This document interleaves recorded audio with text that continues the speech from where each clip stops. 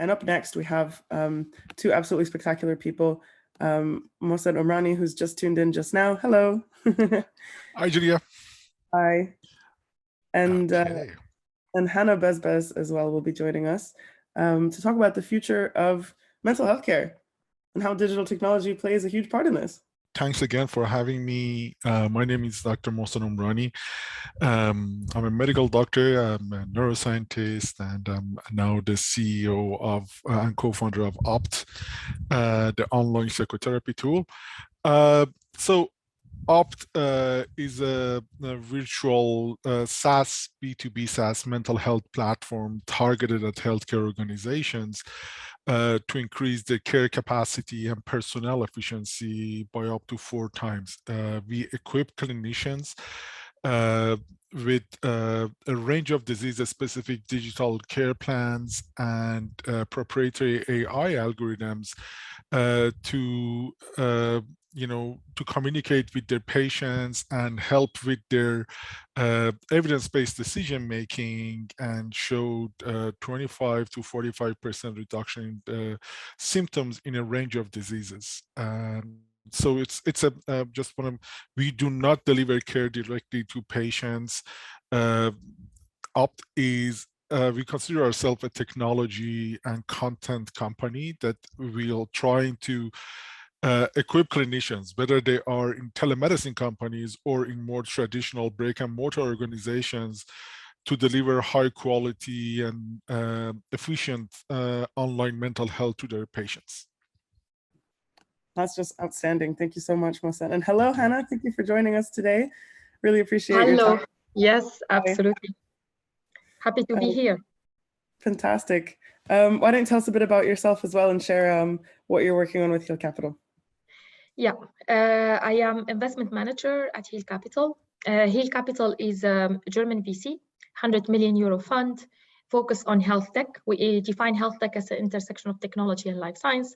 So we have a sweet spot. Our sweet spot investments are platforms, health tech platforms, either horizontal or vertical, and I can elaborate this further.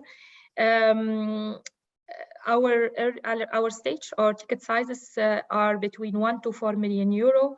We are considered early stage investor as Seed Plus Series A. So far, we have made 10 investments from Fund 1 across the different landscape of health tech. So we have some startups that are direct to patient, and we have some startups like what Mohsen was saying about his startup serving provider networks. So SaaS, have SaaS business model, or building an API first infrastructure to serve existing healthcare organizations. What is special about Heal Capital, that we have our LPs or our investors are all the private insurance companies in Germany. So you name it, the AXA, the Allianz, the DPK, all are our investors. And when it comes to provide, we see ourselves as not only financial investor, but also strategic investor. We support our portfolio startups to get market access to the key stakeholders in the medical grade system, in the medical system as such. Yeah, that's Heal Capital. To myself, within Heal Capital, I focus on few areas. One of them is mental health. This is the topic that is relevant for our discussion today. And other areas, women health, femtech, elderly care, and chronic diseases, which we know today, with especially in the West, with an aging population and changing demographics, elderly and chronic diseases, elderly care, chronic diseases became a very important topic. Not to mention, mental health is still one of the most, let's say, urgent areas. Medical needs to be solved today, and we can talk later about why is this urgent and how can technology help close at least the gap in the system. Well, that's actually a perfect segue for me. Thank you for setting me up so nicely, Hannah, because that's exactly what my first question was going to be. You know, like when you think about this mental health epidemic that we are experiencing in the world, you know, it's just simply the case that there aren't enough therapists for the number of people that would like or need access to that kind of service and support. And so when you have that sort of fundamental disconnect in sort of supply and demand, I think tech is actually one of the greatest ways to bridge that gap. So I was interested in hearing both of your opinions on that and what role you think digital health and technologies can play in giving people the help that they need. I mean, I will just thank you, Julia, for this. But I would further. So when we specify the problem in mental health today, it's not, for me, it's not just a quantity problem. So it's not the gap in the supply and demand. And yes, actually the gap in supply demand is even getting worse and worse, because the number of people needing care is increasing, while the number of, let's say, professionals like clinicians, therapists, and psychiatrists entering the system is shrinking. And they have their own problems because of the supply-demand mismatch and the overload. The system is overloaded. A lot of therapists and psychiatrists are seeing burnout, and less and less like professionals want to take that job, because that job is really exhausting, and also at the moment not very rewarding, because coming back to the quality. So the second level of issue that I see, it's not only quantity but also quality, meaning the modalities of treatment, the protocols of treatment, even if you talk therapy, CBT-based talk therapy, or if we talk about psychiatry, it's using the antidepressant, it has not changed fundamentally from the 70s and 80s. And for me, and we need to work to close that gap. We need two things. We need first to try to augment therapists and psychiatrists to be able to service more people at the same time, yes. And second, we need also to bring more efficient protocols and modalities for treatment, so people can leave faster the system, to leave space for other people to come in the system. And I think how technology can enable that, maybe Mohsen can start with that, because he's doing something great, especially in augmenting, at least for one piece, augmenting the therapies in one piece, but I'm happy to elaborate on that. Thanks, Hannah. When Hannah is talking, I feel like, I should constantly say hallelujah. She's exactly talking the points that I wanted to mention. And so there are multiple problems, in mental health. There are access. So a lot of people think like access means, if you live somewhere and you cannot see a patient directly, that is good. Zoom and a lot of, these video apps has been helping that with access, but access is not just a physical access, right?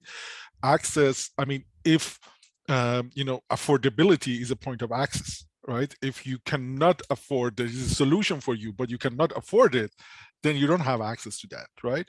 And the challenge, a lot of challenge right now today is that it's like the psychotherapy, which is considered, the first line of defense against most of the mood and anxiety problems. It's almost, not covered any part of the world. I mean, I thought that a lot of the European countries have it covered, but even like in France, I know that it's covered only for 4 sessions. And so when a full round of therapy, let's say if you are doing, something structured like a CBT, would be like 12, 15 sessions, and, with the therapist price at 100, 150, 200, that would cost like 3,000 to 4,000. That's not something that people who need help, can afford. That's a luxury, right? We cannot have a health system based on luxury. Yes, I mean, we should have, we should have buses and subways as well as Mercedes-Benzes, right? So, and my goal is to make sure that everybody who needs that access, receives that access. And the way that we can do that is that, okay, there are parts here that cannot be, the price cannot be lowered. Like, okay, the delivery, the therapy should be delivered by a clinician, and the clinician's time is, I don't know, $150, $200 an hour, right?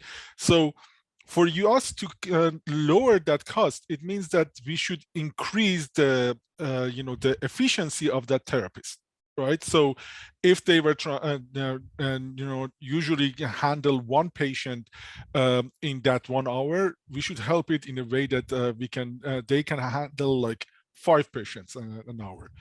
And there are easy answers and there are hard answers. Like lot of, for instance, we work on online cognitive behavioral therapy because CBT is a very structured method, right?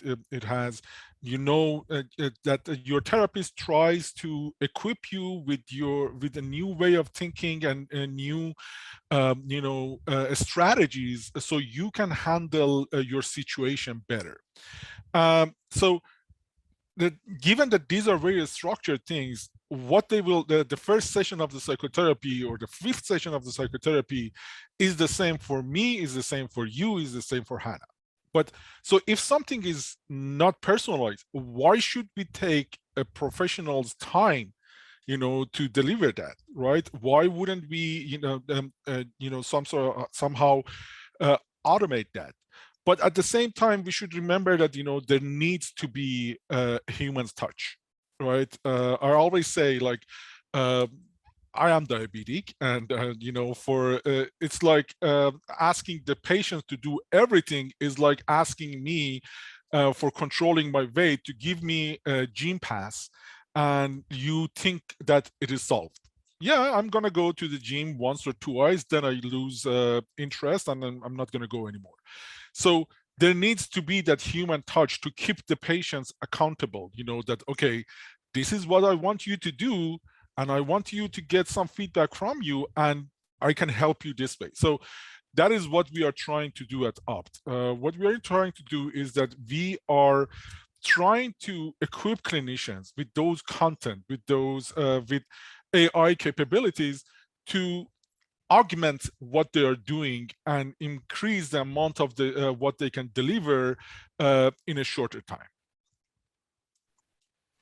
Amazing. I mean, I think you're absolutely right. Automating repetitive tasks is definitely something that I feel like if you're not doing, no matter what industry you're in, then you're definitely missing something.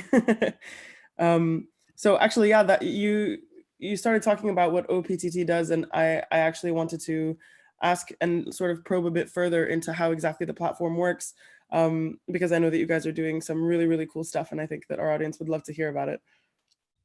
Oh no, definitely. So the way it works is that we have a range of disease-specific digital care plans that includes pre-designed therapeutic content. The clinician assigns the content to their patients. Patients go through the content on their own time. At the end of each session, there is a homework. They do their homework, and the clinicians would only provide personalized feedback on the homework, and they keep repeating the same general context across multiple patients. This way, they can handle 3 to 4 patients in 1 hour rather than just one patient. At the same time, we are collecting more than 20 different behavioral, clinical, and physiological benchmarks and provide analytical feedback to the clinicians about the patient's progress, our prediction of the outcome of the care, and our suggestions for the next step, based on which the clinician might decide to continue what they were doing, or they might, adjust their plan, like add face-to-face or medication. So essentially, the product is based on 2 major pillars. It's the clinical expertise and the AI capabilities. Our clinical digital care plans includes everything from therapeutic content, session-specific feedback template, and personnel training. And we know they work because they are, they are clinically validated through more than 10 clinical trials. We are committed, that any digital care plan that goes on the platform is connected to a clinical trial, is connected to a peer-reviewed article. And so if we say the anxiety module reduces symptoms by 40%, there is an actual paper that you can go pick it up, look at the control group, look at the intervention group, and compare the outcomes for yourself. I can stop here. I can talk about the AI a little later. No worries, that sounds great. And yeah, actually, a question to both of you is picking up on your point of having everything connected to clinical trials and to validated peer-reviewed papers, which, I mean, it just makes my scientist heart very happy to hear that. But a question to both of you is, do you think that there is a need for more objective evaluations in the mental health space, or do you think that things are going well there? And what are your opinions on that? Maybe Hannah, you can take the lead on that one. No, absolutely. That's one of our core investment thesis at Heal Capital is what I call mental health 3.0, which is precise mental health. We talk about precision medicine in other type of medicine, but we don't think about this when we talk about mental health, where we exactly need precision also medicine for mental health. And in order to offer a treatment that is suitable for the patient, I need to implement objective ways to measure what does it mean your mental health state today, what do you have exactly, and in this measurement to get to the objective scale of what we have and are we improving with them. So the measurement happens at the diagnosis and also during the treatment or between the sessions, if I am to go see a therapist or psychiatrist or taking drugs or doing psychedelic assisted therapy or whatever, everything needs to be measured prior and during, and also to keep measuring if someone is doing well after, let's say, they exit the official door of the treatment. And for this measurement, I mean, we need to develop the equivalent of a blood test for mental health. And today there are a lot of startups that started, let's say what I call the first wave of startups that came in mental health. They were just, was a business model innovations. They brought everything that was working offline, make it online, like creating a marketplace, connecting patient to a therapist, and that was not solving actually the demand, not the quality. And now there is a second wave of mental health startups that are going into precision mental health. Some are focusing on the measurement and developing this blood test. Some are using digital phenotyping because today we have a lot of inputs that we can collect from patients, from people about it can be my heart rate variability, that is a strong indication, for example, of mental health. It can be what can be, I mean, there are some leading startups in the US like Mindstrong. They can say, okay, the way how I'm typing, how I'm writing, how fast, with whom I'm chatting, and especially here, what is relevant in the measurement is to measure my deltas for Hannah, not Hannah compared to Mohsen. It doesn't make sense to compare people among each other because, let's say when everyone is born based on his gene and his, genetic material and later epigenetic, everyone has his average. Like Hannah, on average, I'm a smiley person. On average, I'm smiling. Even if I go to the doctor and tell her I want to see, they will look at me and tell me, why do you want a therapist? Because they don't understand, because measuring Hannah versus Hannah, I see a change. So most of the startup, what they started to do is started to say, okay, working on certain biomarkers that are indicative for mental health. Those can be digital, can be functional, or can be biological biomarkers. Combine all of that together and start collecting longitudinal data for Hannah.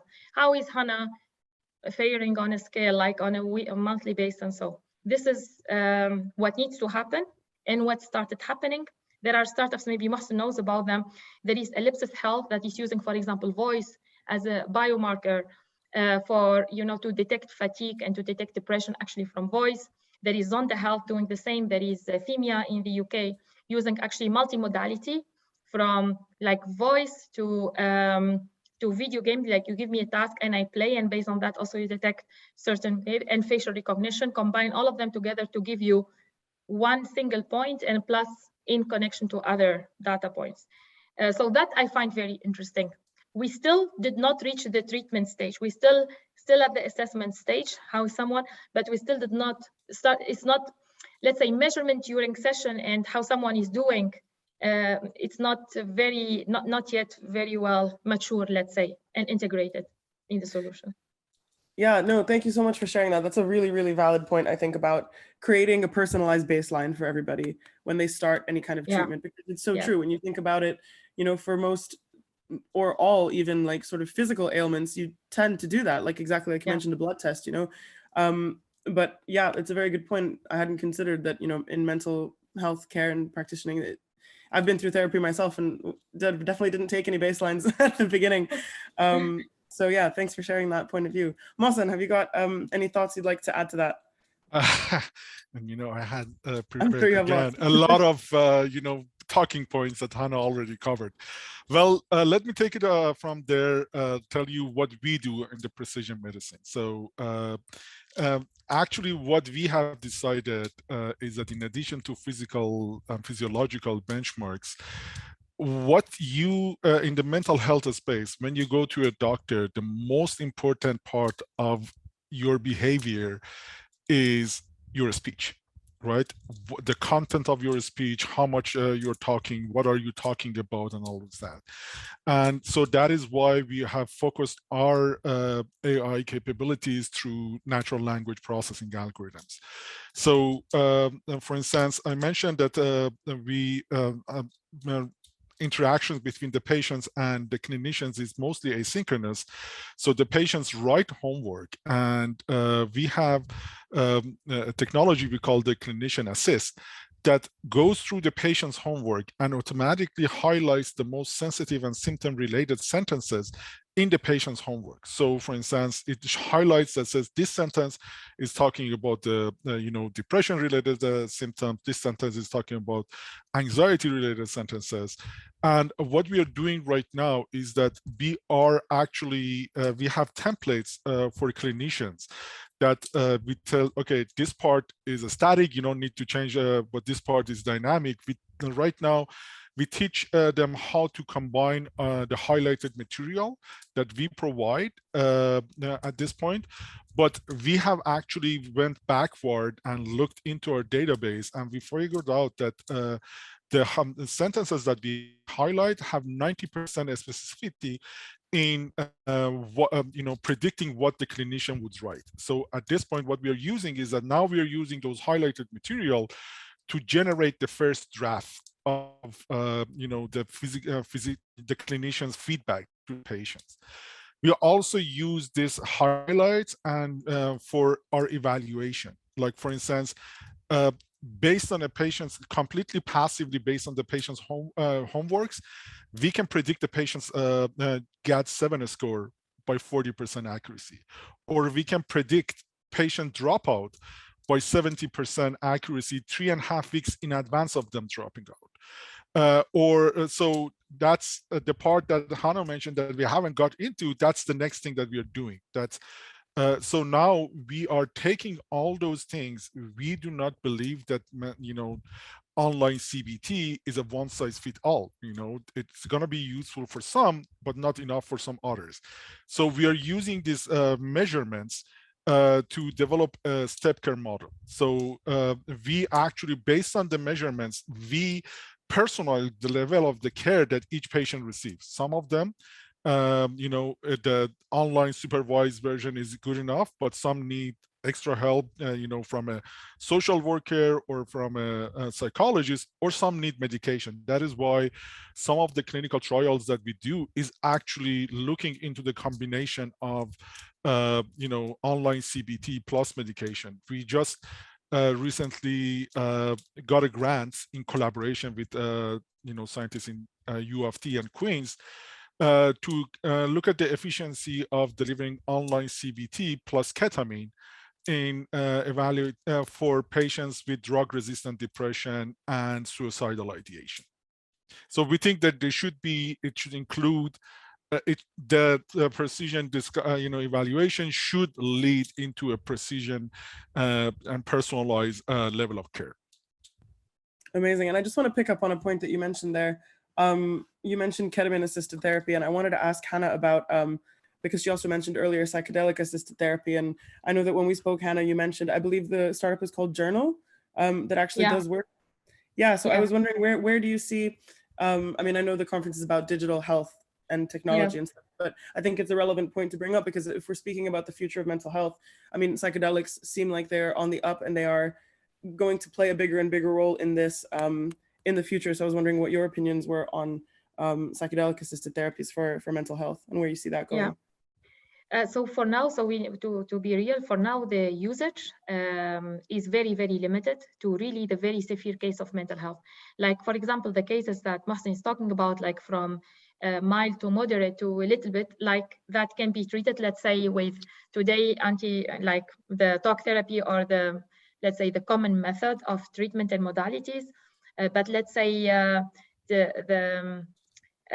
using psychedelic in the treatment is still it's very limited to very few use cases, and this is only in the US. Like in Europe, like if the US is started, like you see startups like Journal raising larger round or having fundraising success, startups that are attempting to do this in Europe are at a very early stage, and it's still the beginning, right? It's still now, and if we talk about also MDMA assisted, maybe the next after ketamine is used only for like cases with suicidal like attempt. And you know, that's why it was approved, because it also became a matter of life and death. MDMA assisted therapy for deep depression still requires more regulatory, like clinical trials, validation, regulatory approval. And then all of the psychedelic discussions is not only, it goes hand in hand with also the wider population, because psychedelics has been a topic. Like there are psychedelics used also for, you know, recreational purposes, plus psychedelic use for, let's say, you know, what happens in Silicon Valley, or there is a book about, you know, using LSD or using that. So there is a big, so the regulators are still not clear how to make them accessible, while still make the usage very well geared toward what the system is supposed to serve and how the system is supposed to work, and not it goes out of control. So there is let's say a big framework first of what are the possible treatment modalities, how can we make certain psychedelic accessible for whom, and how they need to figure out all of that. It's not just a drug that can be approved and then can be distributed by pharma. It's just a different type of drug that needs a different, a new paradigm for mental health. And I think that new paradigm for that is not here yet. But when we see startups like Journal getting through their seed funding, and so that gives hope that we are going to the right direction, which I am a proponent to using like psychedelic assisted therapy to accelerate, to you know, to why not if they can help. Yeah, but happy to hear Mohsen view actually here.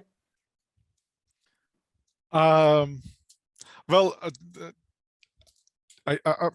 the point is that I'm sure there are uses, but the problem is that, again, we do not know enough about them, you know, and it goes back to that precision, you know, evaluation, because the one challenge that we have, you know, the last, you know, pharmacological drug developed for mental health problems have been, like, beside the ketamine, is been in 80s and early 90s. And the reason that I think why is that, because, you know, when we talk about depression, we assume that depression is a disease, right? But depression is not a disease. Depression is a collection of symptoms, right? It's like saying that, okay, I want to solve and, you know, treat coughing. It's like, okay, the coughing could be caused by, you know, smoky, you know, pollution. It could be asthma. It could be, you know, cancer. Right? So unless you actually know what is, yeah, you cannot come up with something that lowers, you know, your coughing, but unless you solve the underlying results, you cannot really address it. So when we talk about depression, we should know that this is not one disease. It is essentially like 10 diseases that we are putting under the same umbrella. And then we want to try to address it using the same medication, which doesn't work, right? And so we should be able to do those precise measurements so we can actually break it down to that 10 components and say, okay, this component, this cluster antidepressant works, and this cluster like psychedelic work.